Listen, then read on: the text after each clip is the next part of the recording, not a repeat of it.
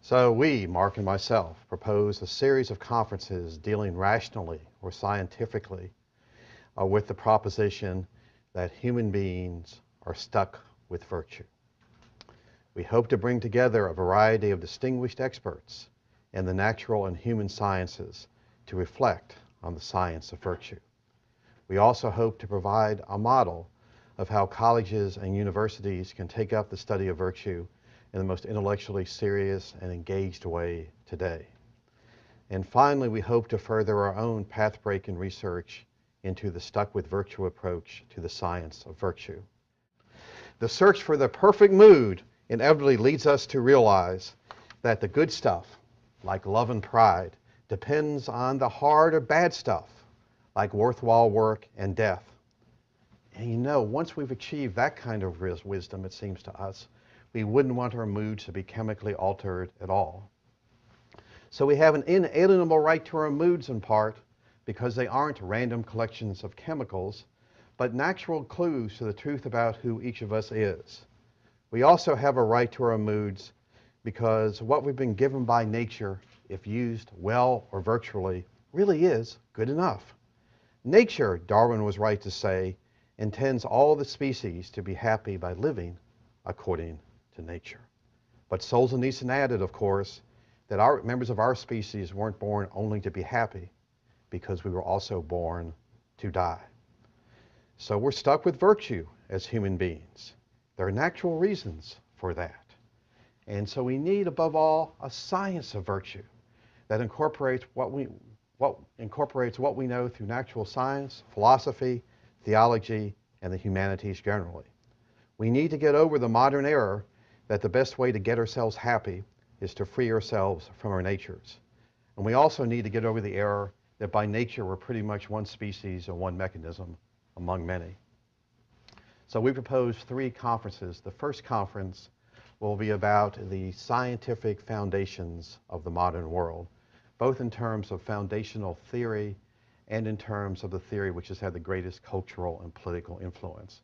So the first conference, to make a long story short, will be about Descartes, Locke, and Darwin.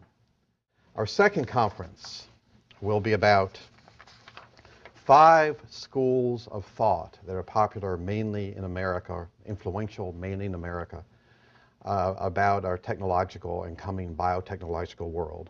The first is the transhumanists, who hope and predict that we can transcend the limitations of natural necessity or the limitations of our embodiment altogether. They're the Lockean Cartesians run amok on steroids or something. The second school is the sociobiologists, including the Darwinian conservatives, who remind us that our evolutionary nature is the true source of our duties and our happiness. The third school is the anti-Brave New Worlders. Bad name, couldn't think of a better one.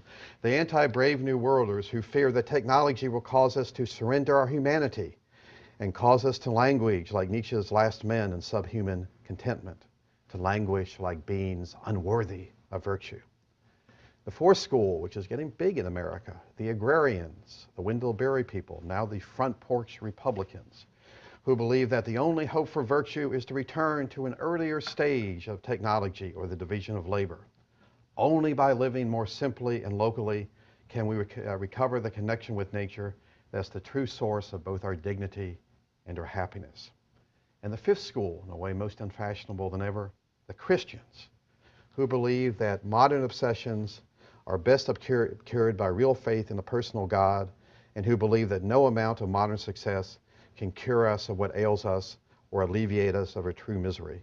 Most fundamentally, our homelessness wasn't caused and can't be cured by modern success. Now, our third conference, and we're starting with high theory, working our way down to kind of mid-range theory of public intellectuals, professors, and such. Our third conference will draw down to real issues of public policy.